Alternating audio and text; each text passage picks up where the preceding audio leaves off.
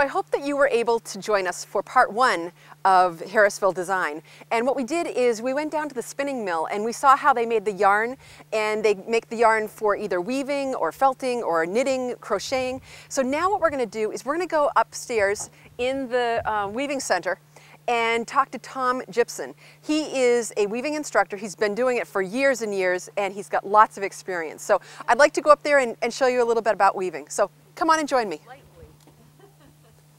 Hi there, how are you? Good, how are you? Great. Yes, because we're constantly alternating. This alternates, it's not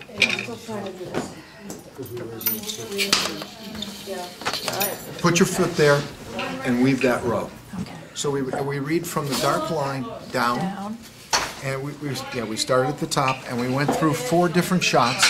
Okay. And now it's going to tell you to repeat, and we would just continue doing it as much as we wanted to weave. And this side is loose, or is it, you don't? No, I just wasn't paying attention to what I was doing. The theory, what you'd love to have happen, open it up and it looks exactly the same there as everything else.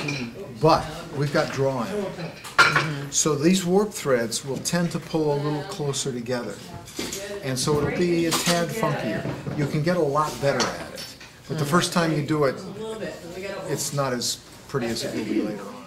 So Tom, here we are upstairs in the weaving center, and we have lots of colored yarns behind us. We just saw how they make the yarns. Right.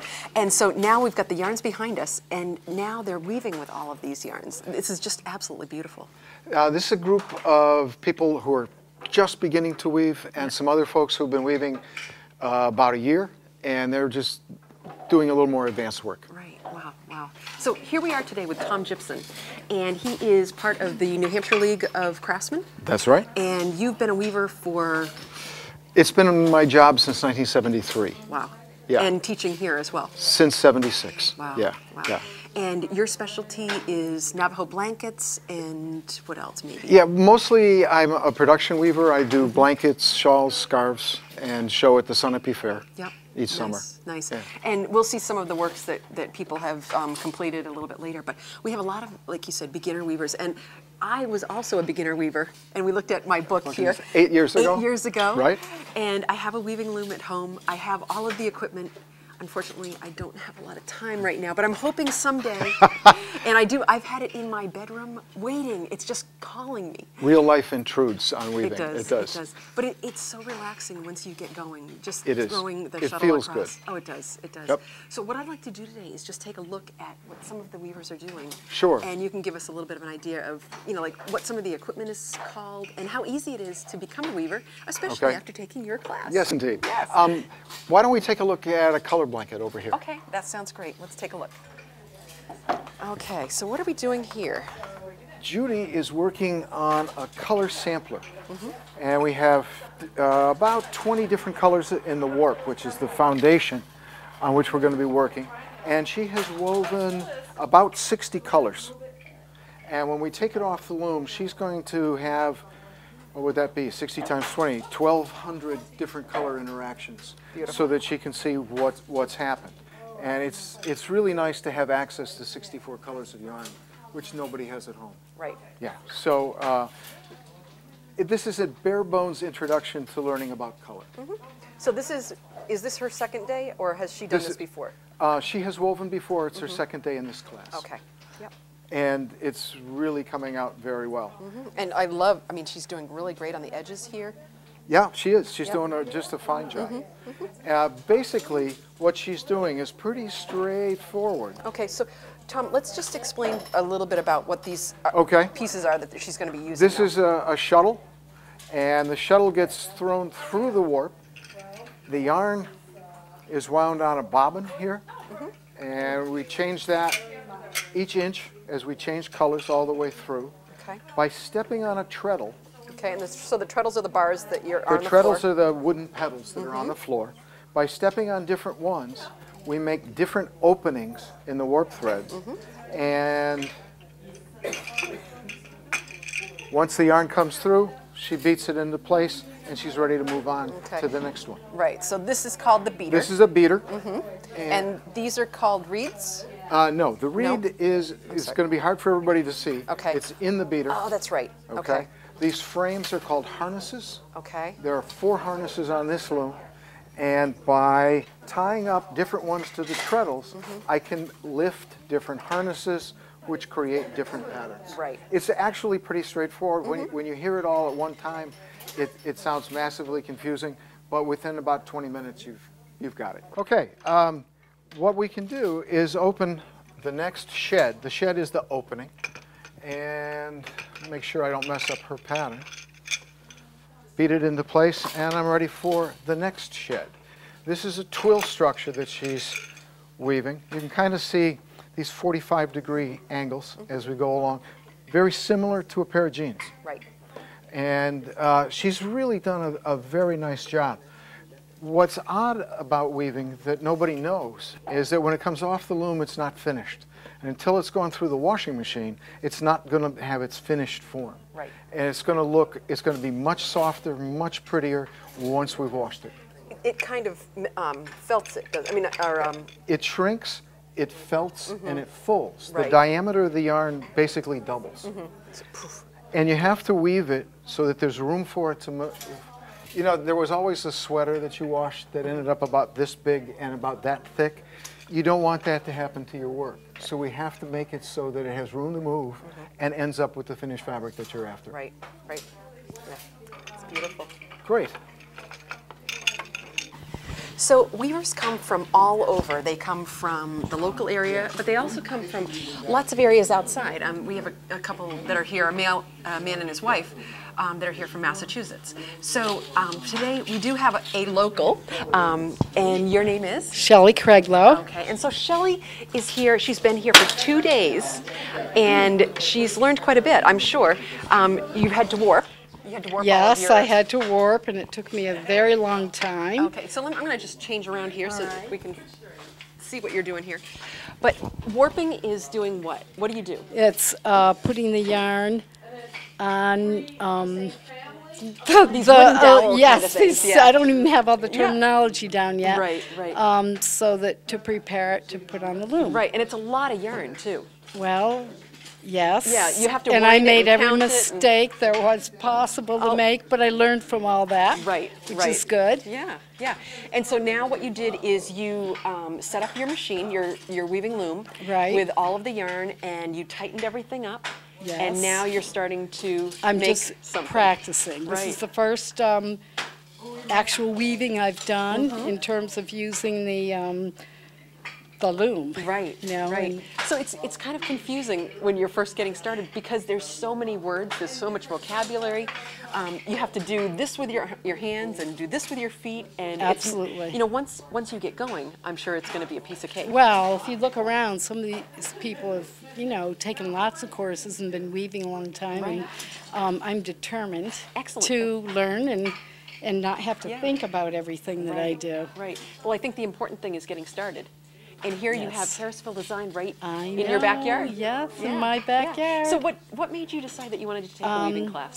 Well, I've wanted to learn how to weave for a very long time, and I retired a year ago, and now I have time. Yeah. So I must say my husband nudged me.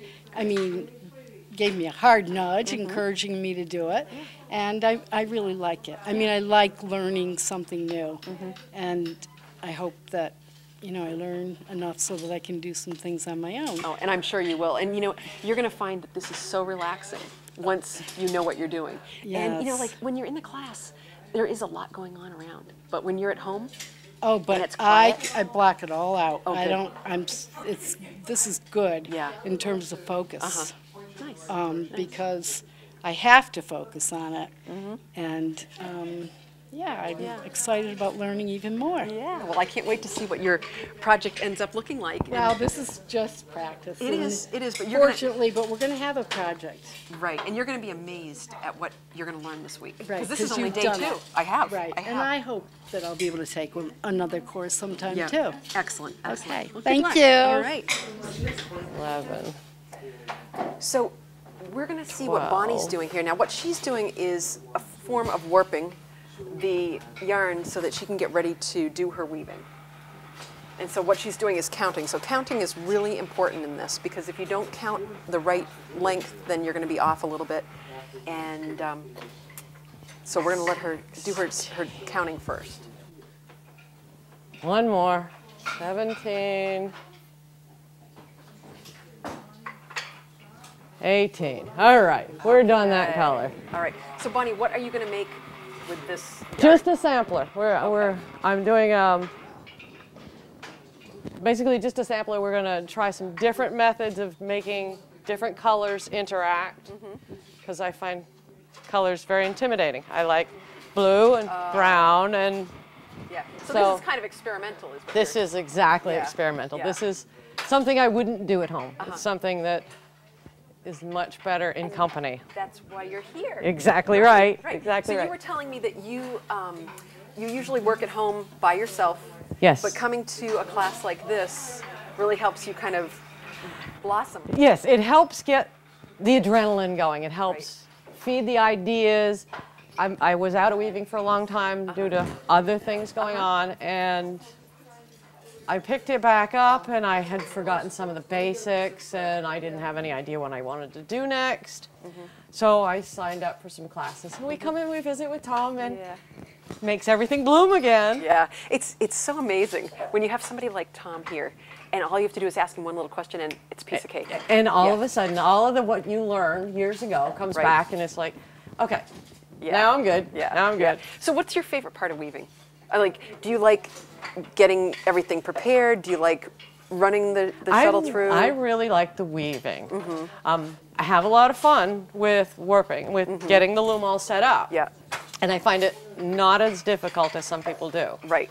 But I was raised with 7 brothers and sisters, so I focus really well. And that's one of the things you need, is you make yourself problems if you're not paying attention to what you're doing when you're doing it, because then you have to fix them later. Right. If you don't have to fix them later, things are much better. Yeah, and it's absolutely beautiful. You don't realize sometimes when you're weaving how beautiful it's going to come out once it's been washed and I know. It's all finished. Sometimes they're so ugly on the loom. Yeah. And then you wash them and it's like, oh, wow, treasures. Yeah, that is, it just makes it It's that like much presents nicer. every day. It is. So I saw you earlier and you were doing some finishing work. Yes. And you had a little apparatus that was twisting things. Fringe twister. Right. And that's another way that you can make things look a little bit nicer, a little bit more finished. You have to, Yeah. you have to, and the finishing work is the part I find the most difficult. Yeah. It's like, after I'm done weaving, Yeah. I have a girlfriend that loves detail work. I will often take, especially things that need hems. She loves doing those little tiny hand stitches. It's like, Mary, will you finish this for me? And she loves it. Yeah. I pay her in goods. Barter's good. Yes. So that's great. So what we're going to do is, we've seen a lot of the weavers today, and what we're going to do is we're going to head downstairs and see some of the finished products and some of the other things that they have for sale, because I'm sure that you're going to want to buy a few things before you leave here today. So anyway. I try not to go overboard. I know. Really do. It's hard. Very it's difficult. hard. There's so much. So we're going to head down, but thank you very much. You're most All welcome. right. Good luck. Thanks. Okay.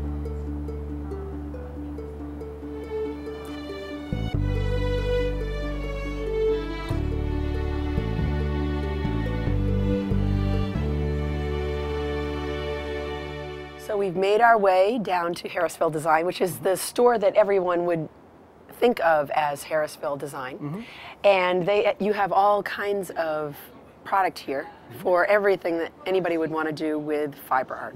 Exactly. So my first experience, as I may have said before, was taking a weaving class at Harrisville Design. It was a whole week. You could stay overnight, which I didn't because I lived in Keene, but I wish I had, because everybody had such a great time every night, and they ate at the Harrisville store, and they always had something to talk about. So maybe that's what I'll do next time. But you have other classes that you offer here. We do. Yep. All summer. There's a full schedule. It's on our And website. these are some pretty professional people that you have coming in that'll help. Yeah, we people on try the to way. bring in as many skilled professionals that we can to give our knitters and weavers who are trying to learn the best experience possible. Right, yeah, and I can tell you mine was absolutely wonderful. I have my weaving loom at home, which I haven't touched for a while, but I have all of the supplies, I have all of the little, what is this called? The shuttle. Shuttle, yep. I have like 6 of these. What I'm gonna do with them, I've just gotta get back to it and do it. So anyway, I have shuttles, I have all kinds of stuff. It's just a matter of sitting in front of the loom again we can get you going again. Yeah, great, great. So you also have yarns and what other? You have books, products for kids to get started with this kind of thing. That's a great place to start. You know, get them going now. You are a knitter yourself. I knit as well. Yes. Yep. Learning. Yeah. Yeah. It takes a while. So great. So Nick, is there anything out there in the store that you would really like us to know about? Well, I brought this in as an example of a finished product where somebody took our Shetland and actually put it to use. So this is just basically a long laced scarf using our lime Shetland. And the creativity that you see with people using our yarn, and actually the best use of our yarn is it's twisted somewhat more than a lot of the other yarns that are out there, so you're going to hold stitch definition better than most yarns. People might pick up a skein and feel it and go, well, this isn't quite as soft as a superwash merino, but it's not intended to be. It's actually intended to wear over time, so that 20, 30 years down the road, it's just going to get better and better with age. So who would be the person that would want to come up here? Anyone who's serious about knitting and weaving is from the professionals of professionals and the most novice. You know, we like to attract all varieties of skill types. Anyone's welcome that's interested in fiber. We try to accommodate as many kinds of knitters and weavers that we can. Yeah, and again, you know, when I took the class, there were people that came from all over. So it doesn't have to be just locals. It could be people throughout the United States, throughout the world. We get people all across the country coming into our store all the time. A lot of the local people don't even know we're here. Right. So it's great being on programs like this so we can actually spread the word. Excellent, excellent. So things really do get better with age, and you'll learn this someday. But with historic Harrisville, with the mills, they're still standing, everything's nice and strong. Weaving, you build a strong rope or yarn, and it lasts a long time. You want it to be built to last. Right, right. So here we've been in my backyard with Nick in Harrisville, New Hampshire. Please join us again in my backyard. And if you'd like to email us, you can email us at inmybackyardch8@gmail.com. And Jenna and myself will get back to you. Jenna's not here right now, but she will be soon. We will get back to you and see what your ideas are. Maybe you'll be on our show at some point in the future. All right. Thanks again, Nick. Yeah, thank you. It's been wonderful. Thank you so much. This has been a great Thanks for coming by. Thank you. We'll see you in my backyard.